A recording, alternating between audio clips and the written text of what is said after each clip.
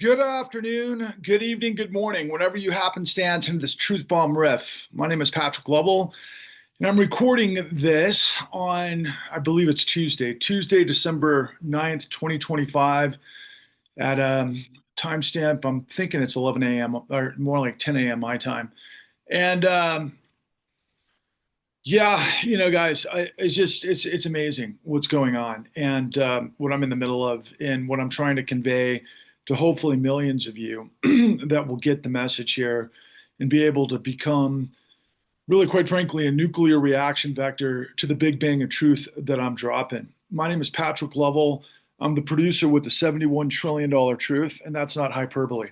Everything that I say is backed up by miles and miles of evidence and citations and investment in protocol and understanding of how things work to be able to provide you the information that I'm doing. And hopefully, as a concrete and buttoned up sort of manifestation of all that is befuddling most of us in a manner that you can suddenly turn on the lights and go, ah, finally, somebody speaking truth that I can understand and actually do something about. So why am I recording this morning after a whole slew of things that I've put on my YouTube page, which is Patrick Lovell, Truth Bombs the Con, which started 3 years ago as part lecture, part sermon, part self-help therapy. Because as a producer with the $71 trillion truth, I was blocked, I was quashed, I was basically pushed through the meat grinder. For those of you who come from my generation, not unlike that cartoon scene in The Wall, where, of course, we don't need no education, and the children were obviously put into the meat grinder of conformity to be able to fit their role in society, was really the sort of impetus of that aspect of The Wall, which is one of the biggest influences in my life. And it took me a long time to sort out what was going on after it took me years and thousands and tens of thousands of hours and millions of dollars to sort out exactly what I was looking for, which is exactly what 99.99% of you, representing over 300 million plus Americans, are looking for, that can't understand, because everything that I am revealing to you is antithetical to everything you have been taught to believe in. And I'll say to you right off the bat, something I discovered on my journey while I was making my first film, Forward 13, Waking Up the American Dream, where my colleague and I, Eric Vaughn, surfed the Occupy Wall Street coast to coast, trying to sort out what created the 2008 great financial crisis, what the actual hierarchy of power was in our society, and what it was doing. And it led me to understand, well, I should say it led me to asking the right questions to understand what we are versus what I spent 40 years believing we were, based on education and everything else in my upbringing and who I am and everything else. And I say this frequently too, that nothing happens in a vacuum. Everything is a continuum. And like Mark Twain says, history doesn't repeat, but it rhymes. So what triggered me this morning is pretty much as it always does. Every Monday now, Rachel Maddow is in the catbird seat of her 1 day a week scenario, addressing, what's going on in the Rachel Maddow way, in which this sort of reaction with those big doughy brown deer eyes and the sort of huffing and puffing and the frustration of what is, to be able to, I guess, express and tap into what millions of others are feeling, and feel like she's putting words to a scope of understanding that people can look at and go, that's what I'm feeling and seeing, and thank you for the declarations and revelations that make me understand this world in a way that I wouldn't otherwise. And that's basically her power. Her power that's built into a cake that is a structure of a corporate entity that's been at work for a very long time, that's manufactured a personality that millions trust and don't understand. She's only giving you half the story. And so, for example, last night, it was probably one of the more powerful performances of Rachel Maddow that I've ever seen, because the sensibilities, and I watch Rachel all the time, and I've watched her for probably 14 years. And most of the time, I watched her over the course of the last, let's call it 8 years, trying to understand why she's lying about the things she's lying about. And it's not because she's a liar, it's because she's a paid propagandist in order of magnitudes to be able to obfuscate those that pay her, which are part and parcel to the system that we're all under the thumb of. And yeah, Rachel's definitely a better version and someone that we can speak to and we can think about and we can understand has a reasonable humanity to her. But at the same time, she needs to be recognized as a villainess of obfuscation because of the information that I have. But that's not to say she's not talented. That's not to say she's not incredibly intelligent. That's not to say that she doesn't have the capacity and resources to tell amazing stories. And she does a lot of the time and chooses to do when she chooses to do them.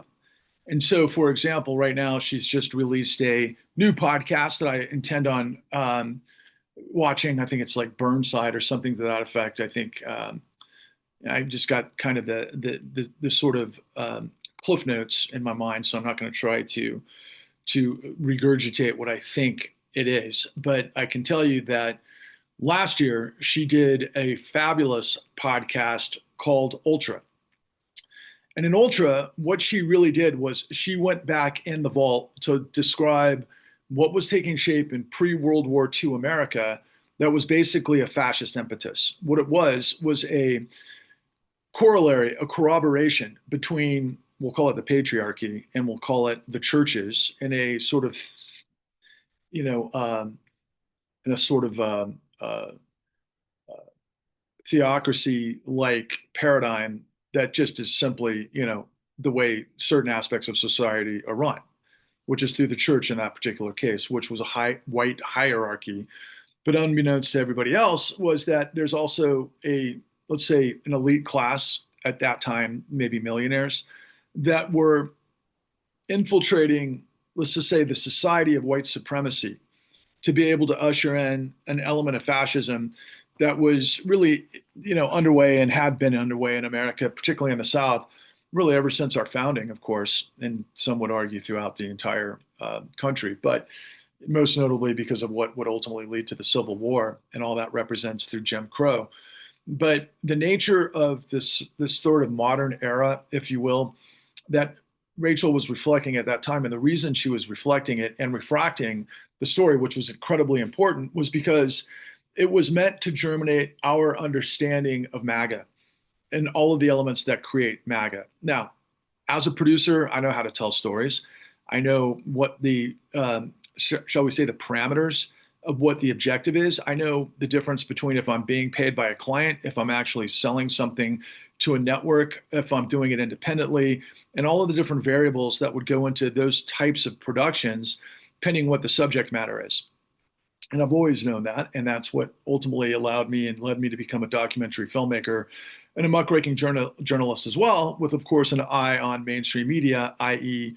Rachel Maddow. And so I had a lot of criticisms of Rachel up to that point, but I was really touched because I learned so much from Ultra, in so much that it connected the dots between the John Birch Society, this sort of this movement in upstate New York that I know, for example, Steve Bannon is extremely aware of, and I think undergirded a lot of what ultimately came out of Breitbart to help manifest MAGA. But in the case of Rachel Maddow, presenting it, it led to revelations such as Joseph McCarthy ran for president, and in that time period used the elector slates to create fraudulent documents to try to steal the election. So what Donald Trump did in 2020 actually wasn't an original idea, which actually prior to that moment, I thought it was. No, it was actually a step and repeat of what happened before. And in that sort of process too, i.e. what manifested during that era, would lead to a scenario where a general by the name of Smedley Butler was to some degree recruited to become a spokesperson because, of course, the time period was post-World War I. There was a fascist movement underway in Nazi Germany, and there were allies to that effort in the United States, of course, which we would call white supremacy. And of course, many of you may be aware, especially if you watch these truth bombs, realize that Adolf Hitler actually created the Nuremberg laws based on Jim Crow laws. So this white supremacy in the United States was significant enough to inspire, of all people, Adolf Hitler. And in this congruency of all things Maddow's revelations and so much of it ultra at that time period, there was also direct material support from the Nazis to these white supremacist vectors in the United States. Now, I found that incredible, and I think one thing that she left off the table was the corollaries that were shine bright in a wonderful film that was produced by or directed by David O. Russell, starring some of the greatest talent in Hollywood that kind of didn't become a big, huge success that it should have been, and currently resides on Disney, of all places, on their streaming platform, a film called Amsterdam that starred Margot Robbie, David Washington Jefferson, John David Washington, I think is his name. I apologize. Fantastic African-American actor. Christian Bale, of course, and Robert De Niro. And the cast was magnificent. And also the comedian Chris, oh boy, I can't think of his name, who got punched by none other than, at the Academy Awards, but I digress. Look, the film was based on the sort of post-World War I scenario where the transition in that era was to this really sophisticated and diabolical paradigm, which also, by the way, which echoes some things that are just happening recently with Robert F. Kennedy's war on vaccines and other elements that parlayed to that with women's rights. But there was a sort of movement, and I was aware of this back in the day, to obviously prevent certain races from breeding, right? From other populations from growing. And we've heard, recently things like Elon Musk really proclamating this idea that white women have to, bear more children. And they're creating all sorts of scenarios, both through policy and also through propaganda, to create basically Stepford wives, or whatever the latest. We saw it all over No Kings. The story, I think that's on Hulu.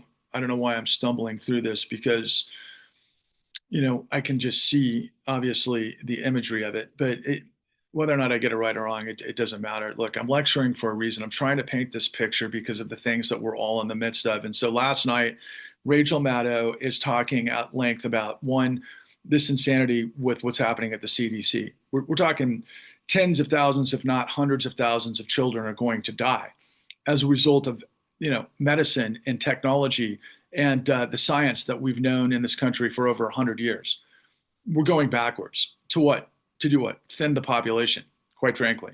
It's absolutely clear that that's one of the initiatives of this insanity that we're all in the midst of. And further, in that particular story, in her 1 hour, once a week show last night, Rachel Maddow also had touched upon the case involving New York State AG Letitia James being thrown out. But, she was not indicted once and twice, maybe a third time, but based on mortgage fraud. And in this corollary, she talks at length about how Letitia James is being framed. And this was revealed by work that stemmed from ProPublica, an outfit that I actually worked with in my work, The Con, that Rachel Maddow is seemingly unaware of, but I find that impossible to believe, considering how incredibly bright and connected in the resources that Rachel Maddow has. And I'm using this to demonstrate on what she's not telling us in the midst of what she is telling us that make up the hole that we're in the midst of, and why so many people are confused and don't know which way is up, which is why I have to try to electrify you in a way that you're going to go, what the fuck is this guy talking about? And why do I have to go through all of these meandering scenarios in the stream of consciousness that this guy should have had something prepared to be able to read off of a script? But there's so much information and there's not enough time, and it's got to be real and genuine. And you got to understand the information I have, which is the information this entire paradox of media and billionaire circus apparatus is preventing you from understanding, even though there's good guys like Rachel Maddow telling us some pieces of the story that are extremely helpful and important, while at the same time hiding other things that are equally important.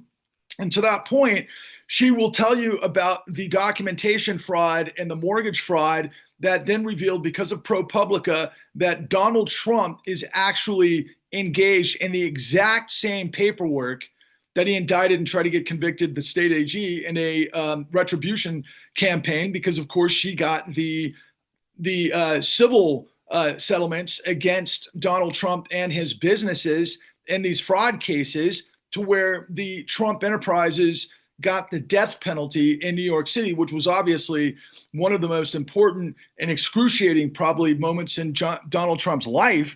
But at the same time, he had promised retribution on the campaign trail. And true to form, he brings up this mortgage madness that was basically developed through information that was gained illegally. And that's a whole nother apparatus, let's just say byline that builds the whole here. That ultimately you have to understand that when Rachel Maddow tells this in an elevator sort of corollary in a very brief scenario, she has also chosen not to tell you why mortgage fraud is the freaking baseline of all of this as it relates to Donald Trump specifically. But here's the irony. Neither Letitia James, the New York State AG, or Rachel Maddow understood what exactly was happening in the case that she was prosecuting, that she ended up getting a judgment. And the judgment was a $450 million civil settlement that gave the death penalty that would have bankrupted Donald Trump for the 8th time, had he actually probably not won the election, and all of the other corruption from the Supreme Court that is actually increasing as we speak. From yesterday, front page on the New York Times declared that in this round of decisions that the Supreme Court's going to be making, they're going to provide more qualified power to the president, and leading to further immunity, and context to all of the things that we've seen unwind since the beginning of the administration back in January, beginning with the executive orders and then, of course, DOJ. But the mortgage fraud is central, and what Letitia James never understood in the case was that, yes, she was able to prove that Donald Trump was amidst in a carnage of fraud. As you may recall, some of the elements of the case involved, for example, the idiocracy that Donald Trump put down on loan documents, that his penthouse was 3 times larger than it actually was. And I believe that the square footage value was worth more, 3 times more, and there's a corollary, than the actual, what were the comparables in Trump Tower at the time. And why would he do that? Well, because that's part of the loan portfolio. And the way this all worked out was that Donald Trump was found guilty of endeavoring fraud upon the bank, which in this case was Deutsche Bank. Now, for those of you who have any understanding of what Donald Trump's reality has been, might see a red flag there, Deutsche Bank.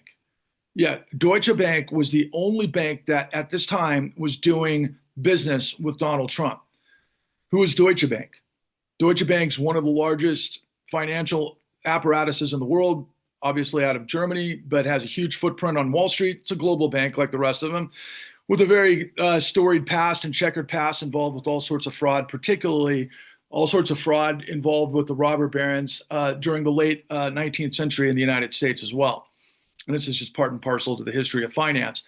But in this particular case, Deutsche Bank, of course, was the only enterprise financial apparatus that was dealing with Donald Trump, because, of course, it was a conduit to Vladimir Putin. Deutsche Bank was fined hundreds of millions of dollars in an episode of laundering all sorts of money from the Russians, particularly into Donald Trump, that was never a part of this conversation. That is just incredible to me, how that would be cherry picked out of existence, except when you understand the story that I'm trying to tell you, that Rachel Maddow's not telling you. And so, for example, if you understood our work, the con, you would understand how Letitia James missed the most important part of why Deutsche Bank was doing business with Donald Trump. Donald Trump didn't pursue fraud against Deutsche Bank.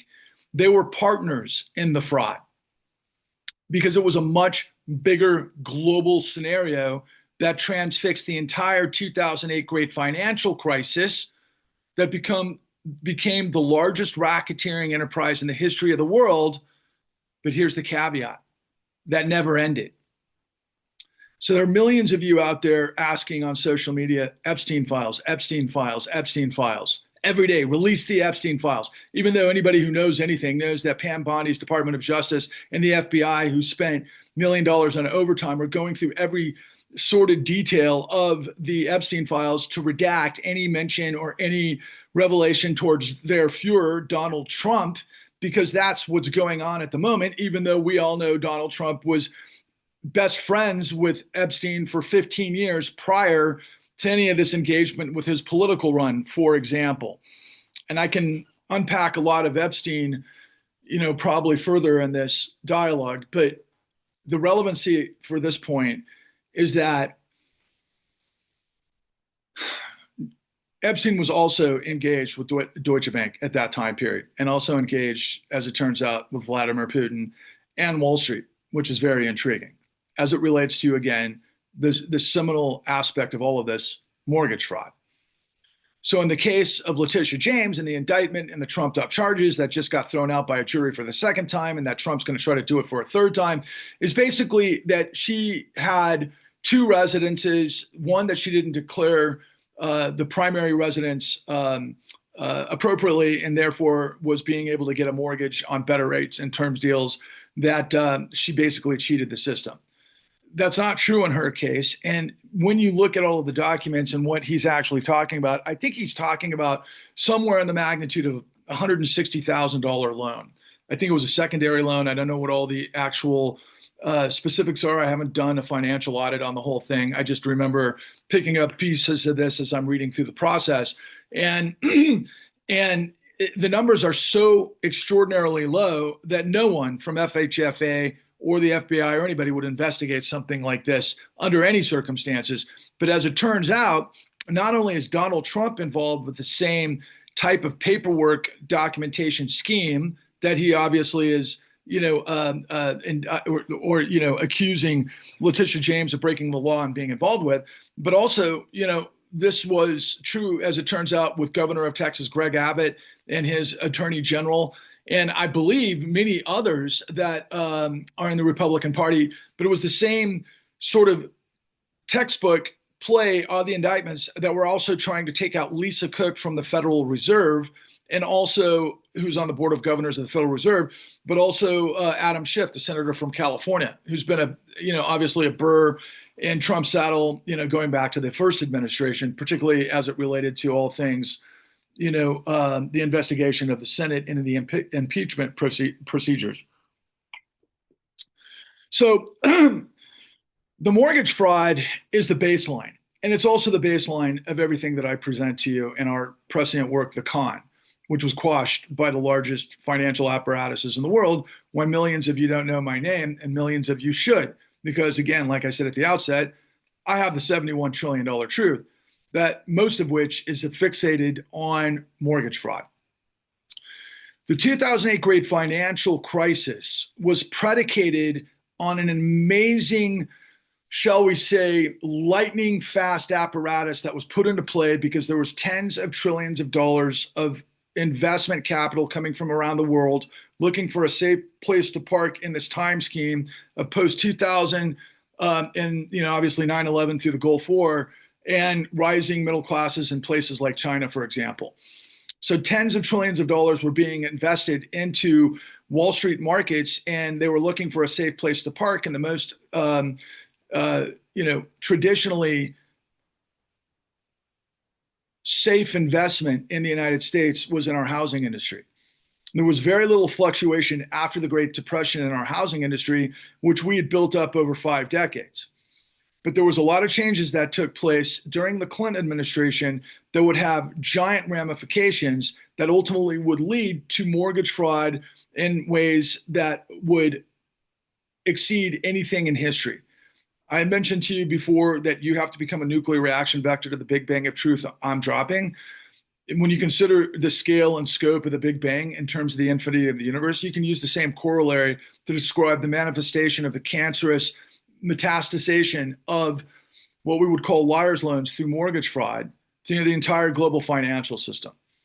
Because there's a network apparatus and a pipeline that the housing industry depends on, and I'm not going to litigate that or provide you a historical contextualization now. I'm just going to say that everything was based on a lie.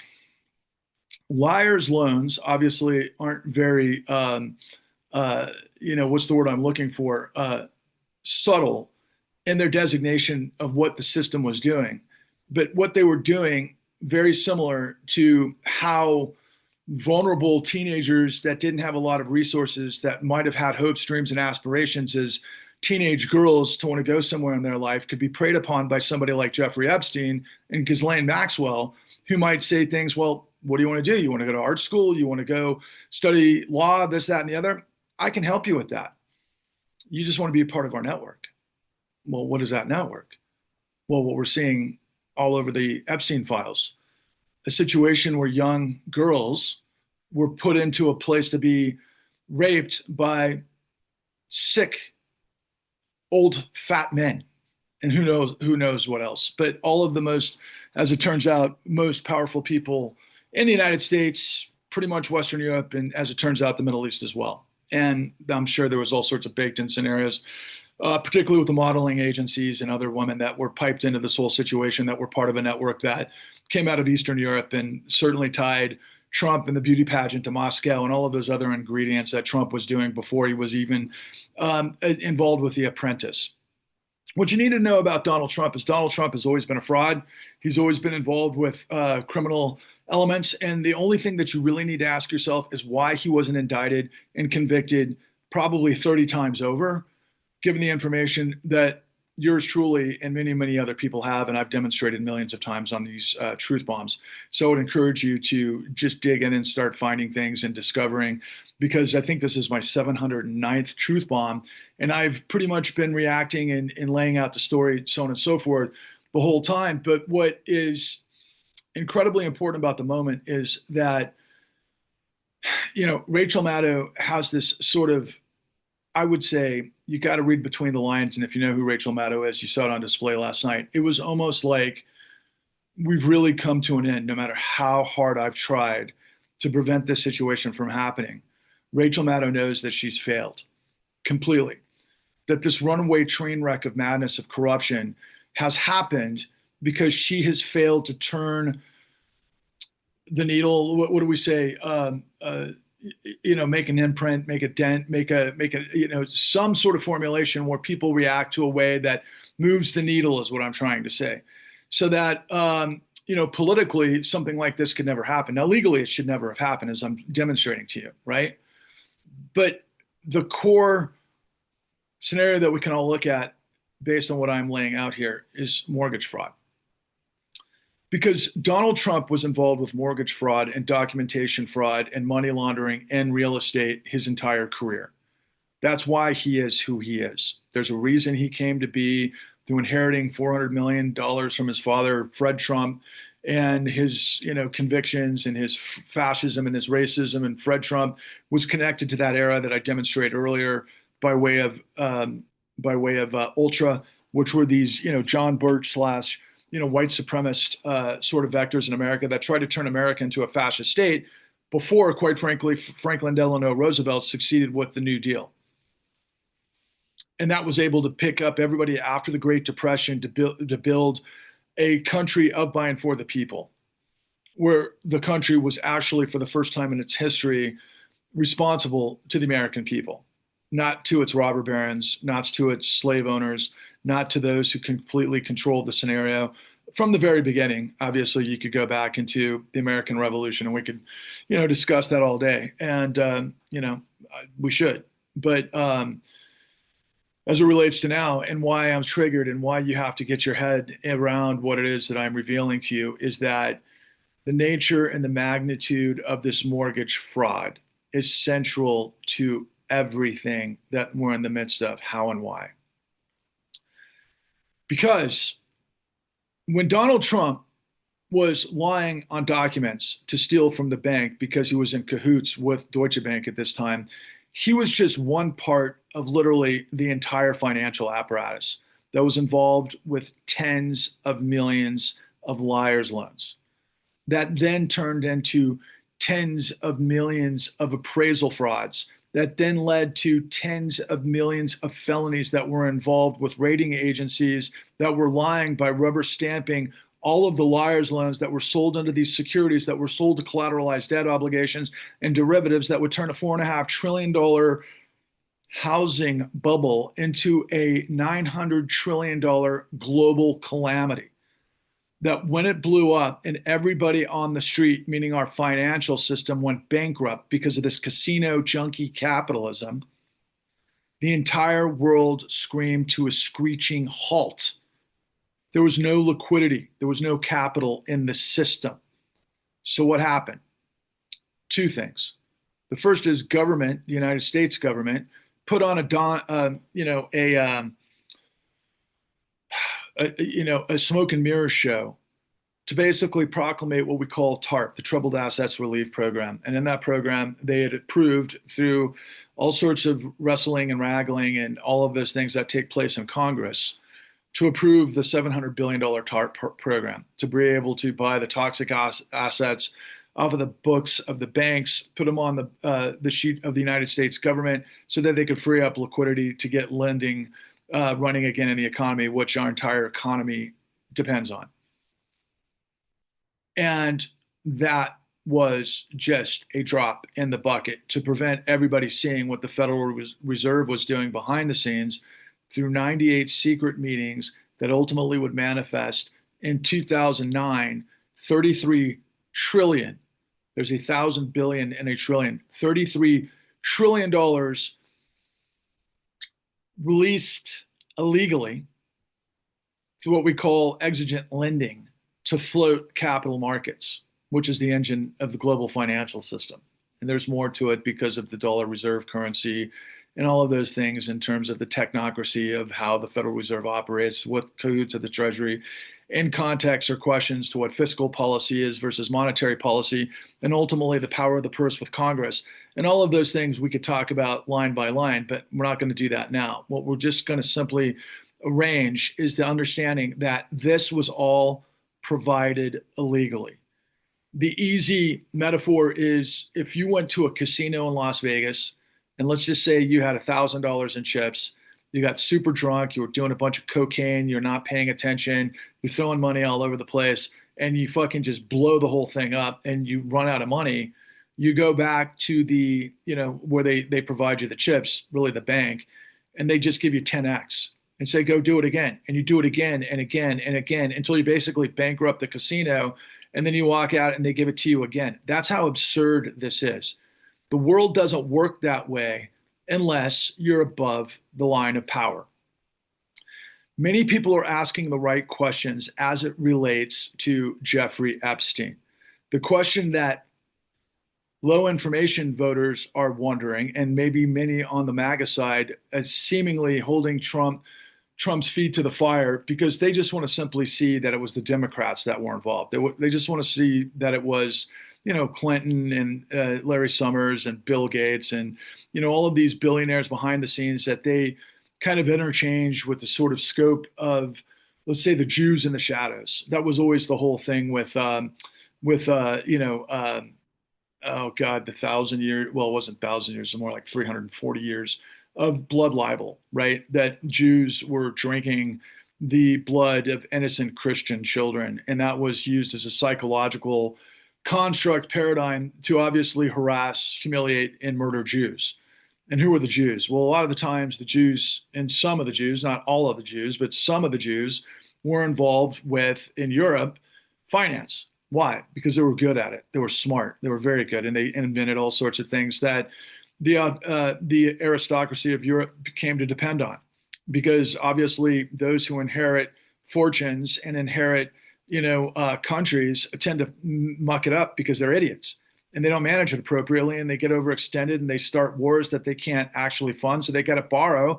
And the ones that were being able to provide borrowing to them were these merchants that were the Jews. And that's where the Jews ended up fitting, because the Christian church, the Catholic Church, they lied for 1,000 years, because obviously Jesus, his declaration was, you can't charge interest, right? That was the whole thing. And yet the Catholic Church did, and everybody that was corollary to that did the whole time in the shadows. And oh, yeah, as a parallel, what is Epstein? Well, Epstein is what? Preying on the blood of the innocent? I mean, in so much, yeah. What are the Catholic Church doing for 1,000 years? The same thing. What do we see priests do? That was recently, exposed. I mean, they've been doing this forever. Do I think that the Catholic Church is the only ones that were involved in predation? No. So the question you might want to ask yourself is what we've learned, for centuries: absolute power corrupts absolutely. When a group of men discover plunder, they create a legal code to authorize it and a moral code to glorify it. So what does that have to do with now? Same as it ever was. People never change. Power never changes. If you don't regulate power, if you don't hold power to account, power is going to run all over those who don't know how to fight back. Now, what our system created was the law. And like Ben Franklin said, it's a great system if you can keep it. But the question was whether or not the populace would be informed enough or enlightened enough or invigorated enough to understand that their liberty, their dynamism, their freedom all depends on holding power to account. And how can you hold power to account if you don't know what power is doing? Ask the people that were involved with the not Epstein. Well, this was all interchangeable. Weinstein, Epstein, P. Diddy. All of these scenarios follow the exact same paradigm. What was the freak off?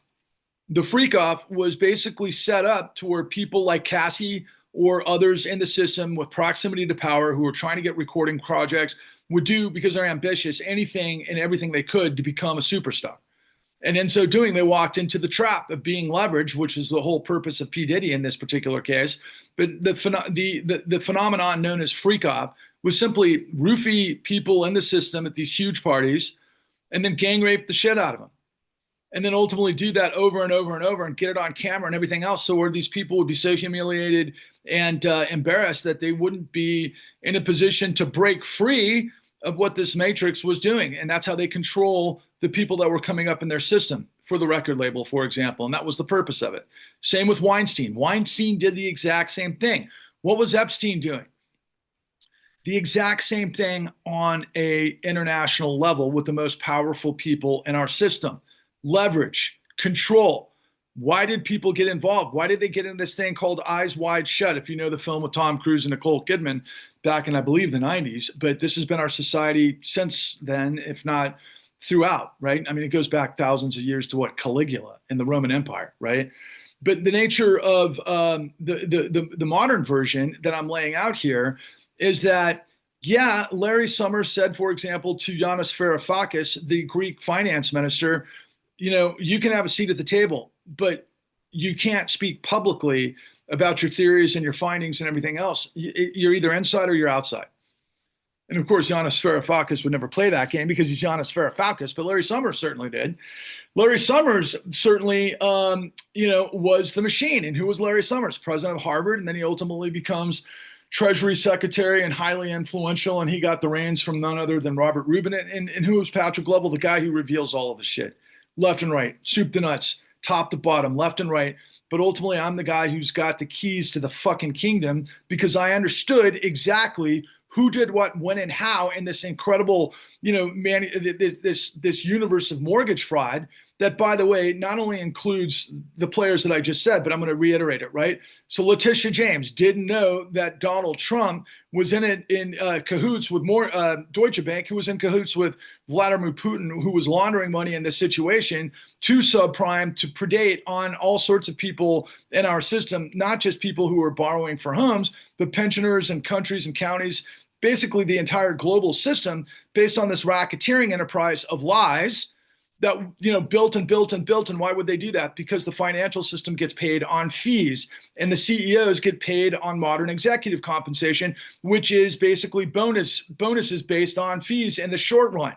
So the more you lie, the more you grow, the more you expand the circle and liars loans, the more money is flowing. And where was that money coming from? All around the world. It was like $70 trillion plus in global appetite that was running through the American financial system in this predatory circus that many people now out there on the campaign trail and everywhere else. And I know that Jasmine Crockett is trending today because she's going to run against Ted Cruz, who I affectionately call Trenchcoat Ted. He looks like one of those guys that would be found in a sex shop, buying probably kid porn. And I know that's probably over the line, but Ted Cruz is one of those guys, just like Mike Johnson, who I've heard on the, through I've Had It podcast. I think they affectionately call him Grinder Mike Johnson. And boy, does he come across that way.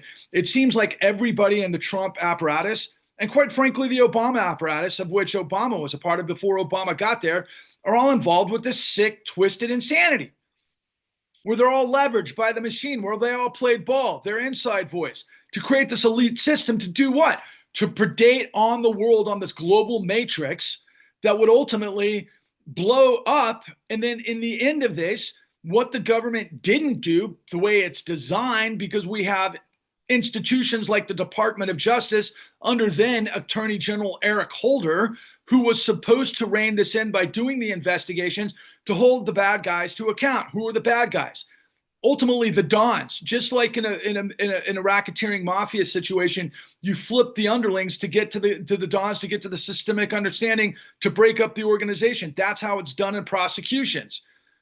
That's the way it was done until we got absolutely, completely controlled by corruption, because all of these guys knew that the law was not going to hold them accountable. Why? Because they bought it. How did they buy it? Well, they bought it long before Obama, but they really doubled down on it with Obama and Eric Holder. Why? They let Wall Street get away with what I'm telling you. And then in the end, we gave them tens of trillions of dollars. So Letitia James didn't go there. She didn't get it right. Lisa Cook is involved because she's on the Fed board governor, and Donald Trump's using mortgage fraud to try to get her out of the way so he can take over the Federal Reserve. But guess what? It was the Federal Reserve that enabled all of this stuff to happen. And yours truly has all of the evidence in every single direction. So anybody who's a journalist out there who wants to question me or challenge me or interact, I know exactly where to provide you the information because I have it. And what do I have? I've got the tens of trillions of dollars that were baked in. And this is one thing that nobody will ever tell you. And that's why I'm on the marquee of the Clean New Deal. Patrick Lovell presents the Clean New Deal. Why?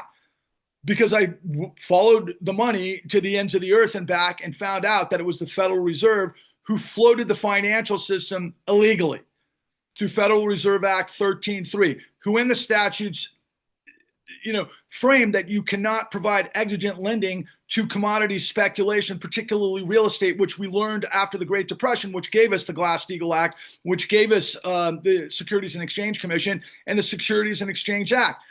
If that's too complicated for you, it's not rocket science, it's racketeering. It's just crime. And it's a crime syndicate that has now gotten so outrageous that it has completely co-opted the entirety of the United States government, which was probably last government standing because corruption has been all over the world for a very long time. In fact, countries that have been corrupt up to their eyeballs for decades, maybe centuries, are now practicing more integrity of the law, like Brazil, than we are because of what the Supreme Court's all about. So the question that you have to ask yourself is, wow, Patrick, you are on mortgage fraud. I got Letitia James. I got maybe the Supreme Court. I got Lisa Cook in there. And maybe I got Donald Trump. And maybe I got Putin. And maybe I got Deutsche Bank. But there's more. Yeah, Epstein. Epstein was a conduit to all of this stuff. He's laundering money from all of these powers all over the world, basically Middle Eastern powers. He had a relationship with MBS, UAE, this, that, and the other, and Russia, and all of those things.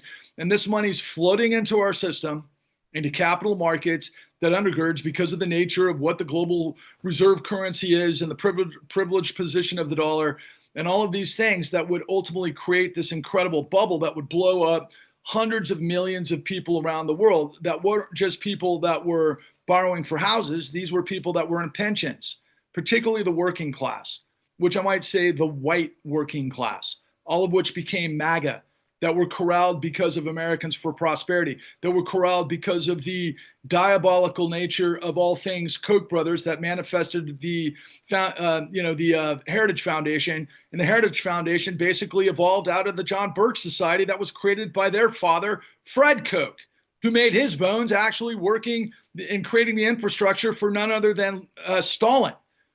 And he was no capitalist, but he certainly wasn't a communist. And therein lies reality. And so ultimately, where I'm getting with this is that it is a grand conspiracy, it is a cabal, it is a runaway train wreck of corruption that I have all the answers to. And I'm out there getting it to everybody that will listen, anybody who's running for Congress, anybody who wants to change the system, and anybody who suddenly wants to turn on the lights and go, oh my God, I'm tired of them pissing on my head telling me it's rain. They must have thought I was some kind of new fool. If millions of us galvanize behind the Clean New Deal, we will turn the tables on this monstrous atrocity that involves even more people. And I'm just going to mention it from this point. John Paulson was the real Big Short, not to be confused with Hank Paulson, who was the former CEO of Goldman Sachs turned Treasury Secretary under Bush, who actually manifested all of this stuff with Ben Bernanke and Timothy Geithner that basically did everything illegally behind the scenes. And I'll remind everybody who actually knows who Hank Paulson is. Of course, he fancied himself an uber Christian.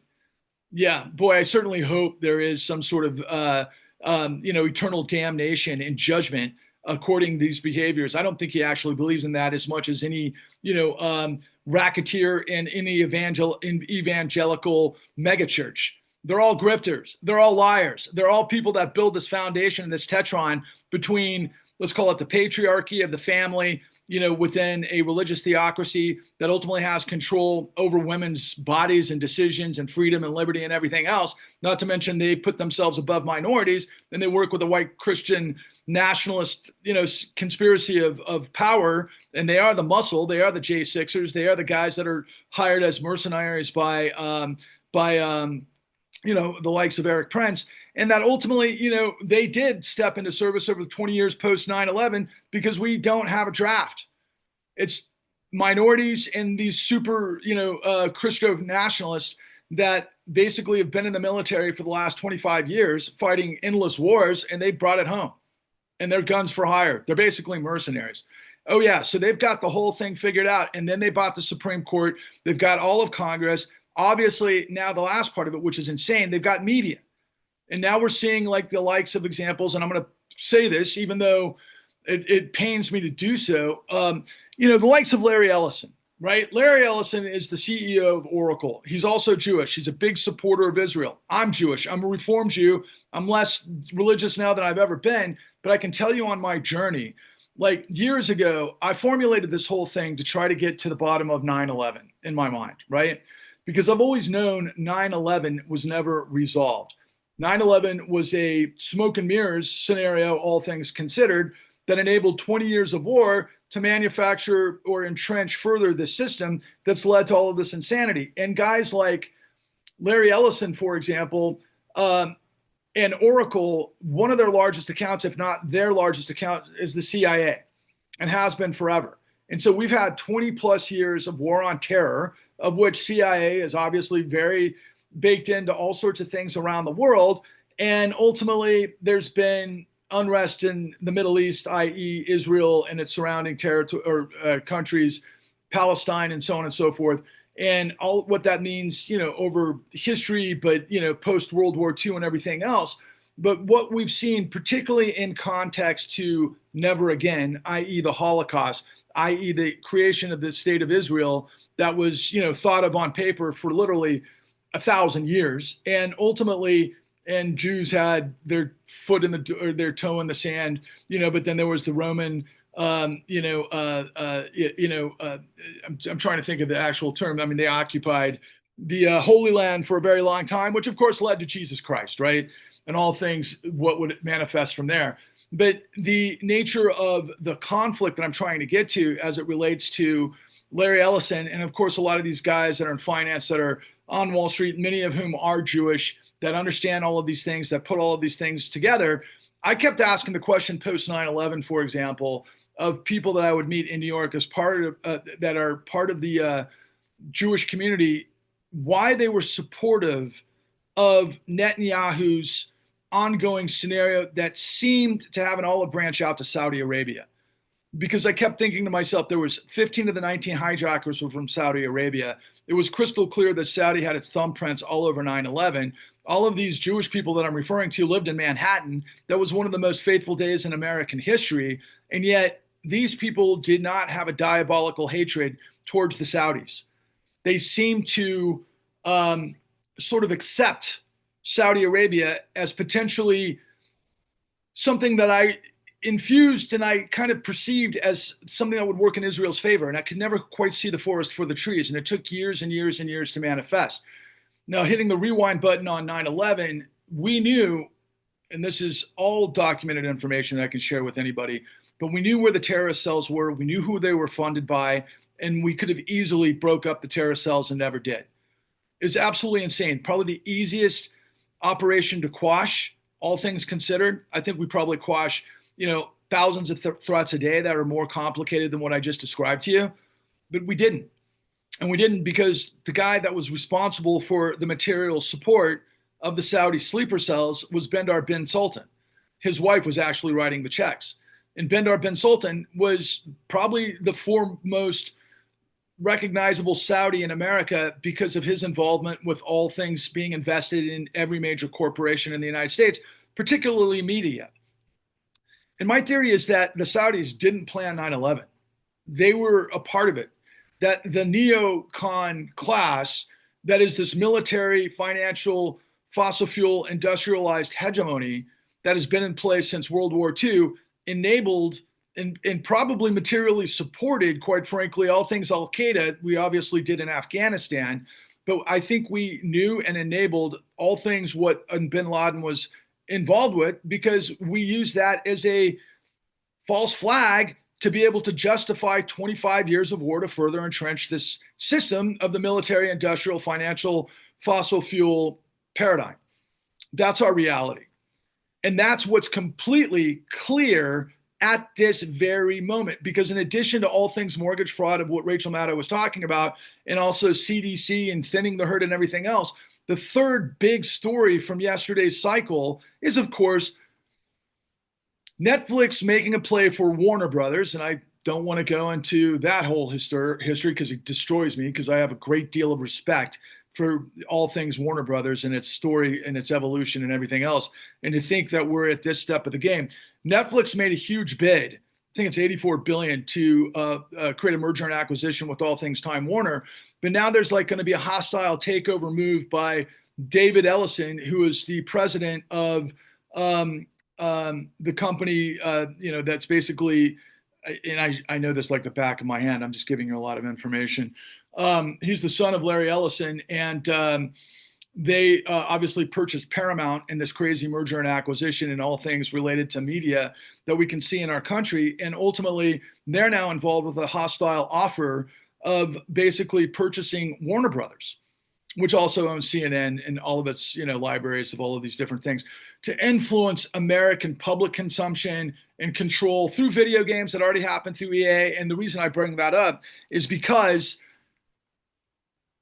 Saudi, i.e. Mohammed bin Sultan's sovereign wealth fund, and UAE and Qatar are all involved with these networks of this private equity venture that was created by Trump's son-in-law, I was about to say Steve Mnuchin. No, sorry, that's not his son-in-law. Jesus. Jared Kushner is the son-in-law. Steve Mnuchin was the Secretary of the Treasury, former Goldman executive, and his father was a big-time executive at Goldman. And they're all in the same scenario here. And these guys have created a situation over now years where there's this huge money flow. And the largest IPO in history was written, I think, 2018 because of Saudi Aramco, and that's all of the street, i.e. Goldman and JP Morgan and everybody that led the IPO that obviously, created this public venture of Saudi Aramco, right, which is a joint venture of Saudi Arabia and the United States, Aramco. But that is the most valuable company on earth, bigger than Apple. And there's this private equity fund that Mnuchin and Kushner have been now trolling into these these mergers and acquisitions with the Saudis. So that answered my question of why New York Jews, and this goes for, God, what's that freaking freak who is Donald Trump's Chamber of Commerce director, who came out of the firm that was obviously the target of 9/11 in the trade centers, where on 9/11, I recall remembering thinking to myself as I was watching it in real time, and that's a whole nother story in itself, where some trader was on the top floor making trades on behalf of his Saudi royal client. And then, of course, he had one of their planes fly up his ass. That was reality to me, right? And Howard Lutnick is who I'm thinking of, and Cantor Fitzgerald. And Howard Lutnick, of course, was Jeffrey Epstein's neighbor, and these guys are Jewish as well. And when you really get underneath the hood and you start to look into all of this stuff, especially who Donald Trump was connected to, you look back to his first administration. There was a guy by the name of Wilbur Ross, who's another, director of the chamber, or director of commerce, chamber of commerce, director of commerce of the first term of Trump. But he came out of the hedge fund that was the Rothschilds, and they bailed out Donald Trump sometime before the Russians got involved. And this was in the 90s. So he was on the hook to them forever. And so you can see Donald Trump, who is this strange concoction of white supremacy and being a Nazi, and he hates all things African Americans and everything else, right? And, that came from his father, Fred Trump, who is, of course, a KKK guy, not to be confused with Fred Koch, who was also the white supremacy group that created, all things ultra, and he was the John Birch Society. And these guys have been around a long time and extremely organized, and they're all in cahoots with the same global fraud of this global criminality that Trump's been involved with since the 70s, quite frankly. And then, Kushner, his father was, business partners of Trump in major Manhattan deals. And, they did the old school kind of aristocracy thing where all the tricks and the secrets stay within the family. And now you end up with the situation where Jared Kushner has become, I think, buddies with Mohammed bin Salman. And, they're, throwing all of this money into things like purchasing media and 60 Minutes and that sort of thing because of Paramount and all the nature of the mergers and acquisitions. But you've got to consider, again, even though Mohammed bin Salman was not a part of 9/11, he was too young. Everybody else in the network of Saudis were, but it's still Saudi responsible for 9/11, even though they were probably set up by this, this neocon experiment that would create this country. And I know this stuff because I was born and raised in Texas and raised in Houston, and my dad was in the gas industry. My grandfather was in the oil industry. I grew up in the titan industry of finance and military industrial and fossil fuel in Houston, Texas.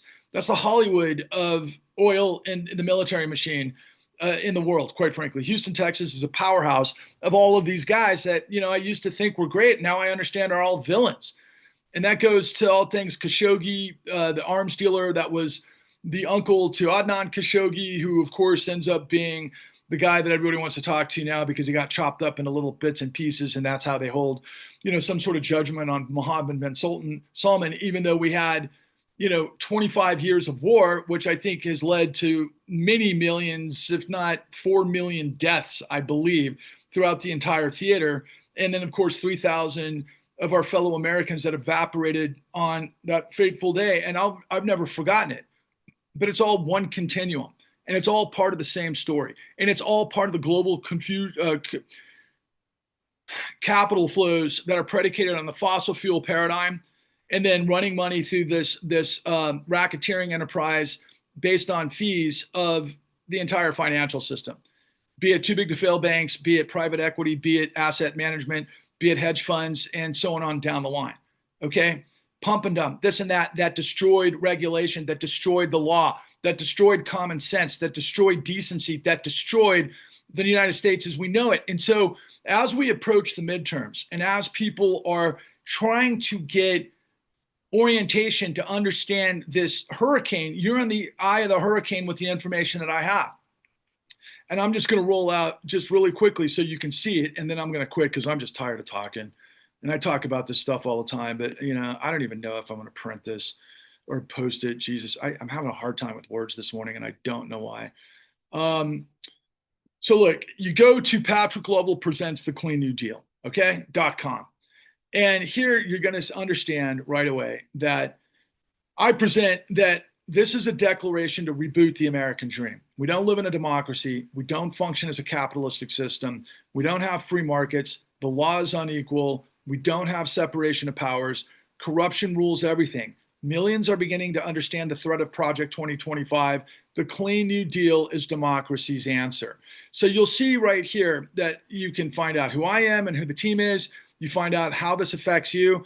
We lay out exactly what we must do. But what I'm doing is I'm educating people that are running for office around the country to put the Clean New Deal front and center of your campaigns, because we need a massive national movement, like a civil rights-like movement, to be able to create the requisite of Project 2025 and this billionaire global apparatus that is corruption that has destroyed the United States. I'm identifying who did what, when, and how, what they did, what they got away with, but most importantly, the $71 trillion that we gave them through the Federal Reserve illegally that nobody understands. And when you understand that, then you understand the affordability crisis. You understand how homelessness has happened. You understand the medical situation. You understand the need for endless wars and all of those things that anybody that's not MAGA is obviously for on our side and against if you're about the fascist state,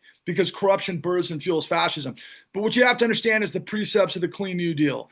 There you get the understanding of the inverse perverse of power.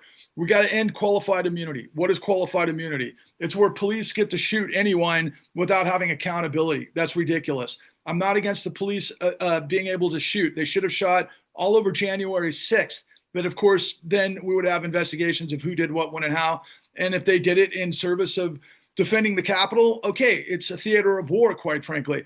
That's not the same thing of planting drugs on a young kid that you pulled over that happens to be African American, and once he makes a run for it, you shoot him in the back, or any other methodology of corruption. You've got to have accountability, and the police cannot be above the law.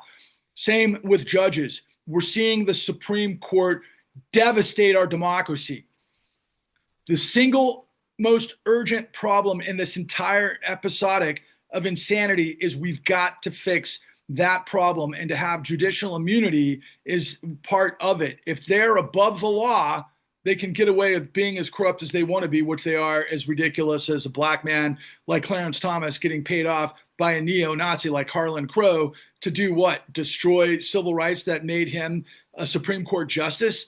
Yeah, this is the great unwinding, right? And we've got to rebuild Humpty Dumpty because this is the only way we can do it. Then what is presidential immunity? Guys, do I need to tell you that the entirety of the United States was to prevent a king? Here we are 248 years later with the emperor's new clothes on really bad acid because all of these people in the matrix are corrupt or incompetent. The only thing that's saving us right now is that the entire Trump cabinet of Hegseth and Kristi Noem and Pam Bondi and, on down the line, but particularly Stephen Miller, they're really just gargantuan pieces of you-know-what. They're idiots and they're incompetent, but they've got all the power and they've got all the leverage because why? Because the billionaire class was able to insert the likes of Marjorie Taylor Greene, who's now some sort of populist, right? Even though she went in with 700,000, is coming out with 27 million, and everything that concerns. But really, most people in Congress don't even know how Congress operates, and the ones that do know are at the apex that are working for the billionaires. They're all working for the billionaires, and it's supposed to be the people's house, and it's not. We've got to have a complete purge of Congress, and it has to happen during the midterms. And then ultimately, we've got to get rid of the Electoral College, because the Electoral College is the tool of gerrymandering and the tool of the minority controlling the majority. It's got to end. There's too much manipulation. And, I could go on and on and on about the documentation fraud and the electoral certifications in 2020, where Donald Trump tried to steal the election, which wasn't the first time in history, as I talked about earlier with McCarthy, which came through Rachel Maddow's work. So ultimately, when you put all of that together, it's the Rubik's Cube. You're like, the good guys in Stranger Things, you know how to beat Lekna, right, in evil. And by the way, for those of you watching Stranger Things, the entire protagonist in the story of in the narrative of Lekna is to control weak minds, which is what fascism does. And again, corruption births and fuels fascism, and corruption is what happens in the shadows, in the freak off, which is what the financial system has done to the United States for the last 14 years on behalf of global oligarchs who are enemies to liberty and justice for all. So how are we going to do it?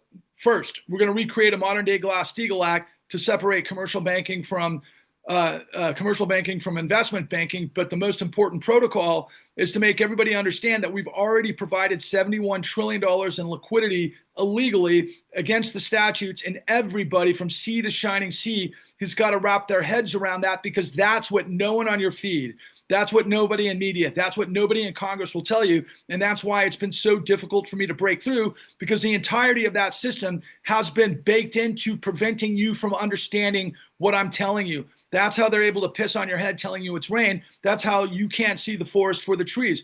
When you have the $71 trillion truth, you become bulletproof, and you're drinking from the fountain of youth, as my colleague Roseanne Rabiot likes to say. The flip side of that is we've got to create a new Glass-Steagall. You've got to get dark money out of politics. Ask the victims of P. Diddy what happens in the shadows is not good when you get freaked off on. That's what these two things together are doing. You can't allow the full faith and credit of the United States to provide tens of trillions of dollars to mob bosses to basically roofie and rape and pillage the rest of us. Hell no, no more, enough. What we've got to do in number 3 is demonstrate how $71 trillion was stolen, and ultimately have a starting place to reboot America. Do you want a new energy paradigm? Do you think we ought to reinvest in education and science and technology and all of those things that Doge just kneecapped so we could give $5 billion to the freaking the orangutan in chief? Are you kidding me? Well, he says we're going to create a war against, bad guys and transactional players in Venezuela for drug dealing, which we all know is all about oil. We've got to get off the oil paradigm. We've got to get off of this corruption. And the way you do that is you have to ask yourself, well, how are we going to pay for it? I'm telling you that the federal government is funded differently than state and local governments. And we do that through the power of the purse in Congress. We have to overcome Congress, get everybody on the same page, hold the corrupt accountable, and then reboot the American dream. And at the top of that list is recreating a renewable energy paradigm, and then healthcare and education and so on and so forth, for a country that's for everybody, and of course, not Nazis. And moving forward, well, what about the Supreme Court, Patrick? Yeah, well, we got to expand the Supreme Court to 13 to overwhelm the Justice Court, and we got to do it by any means necessary. That has to happen now. The Supreme Court is destroying us with lightning speed. And I don't know how millions of us didn't show up to the Supreme Court and surround it when they etch-a-sketched the 14th Amendment, Section 3 to make Donald Trump the king. And at that point, Biden was the king, and he could have done whatever he could have done to destroy everything that is happening, and he chose not to. Why? Because he works for the billionaires. Moving forward, we got to end qualified immunity, end presidential immunity, end the Electoral College, institute term limits for U.S. senators and representatives, and prohibit all insider trading for the U.S. members of the Senate, House of Representatives, Supreme Court, administration, and cabinet members. People, what we have to have more than anything, and we have to have it now, is we have to have a national movement requisite to corruption. That's what I've just spent however long I've been talking to you about, and I apologize for mincing words. I don't know why my mind wasn't snapping as fast as it should have been, but I'm telling you, when I think about 9/11, that day changed my life forever. I wrote a script called Mayhem. I got it to Jerry Bruckheimer's office. I'm a screenwriter, I'm a writer, I'm a director. I've been doing this stuff for a long time. And in that script, I endeavored a story about Osama bin Laden pulling off a giant terrorist act in the United States because nobody was paying attention.